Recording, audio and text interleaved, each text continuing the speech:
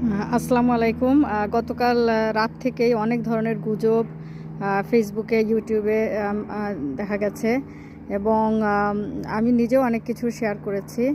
তো সবার কাছে আবেদন থাকবে যে কেউ এসব গুজবে কান না দিয়ে আন্দোলনকে সফল করুন।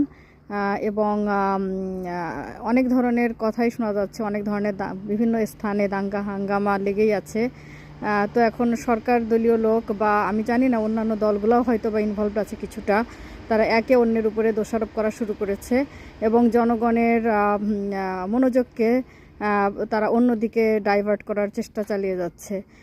তো এসব গুজব বা এসব কর্মকাণ্ডে আপনারা কান না দিয়ে আসুন আমরা সবাই আন্দোলনকে সামনের দিকে এগিয়ে নিয়ে যাই। আর আমার মনে হয় যে এইসব সব দলগুলোকে যদি দলের লোকগুলাকে যদি দ্বীপে স্থানান্তরিত করা যেত তাহলে হয়তোবা দেশ কিছুটা রিলিফ পেত।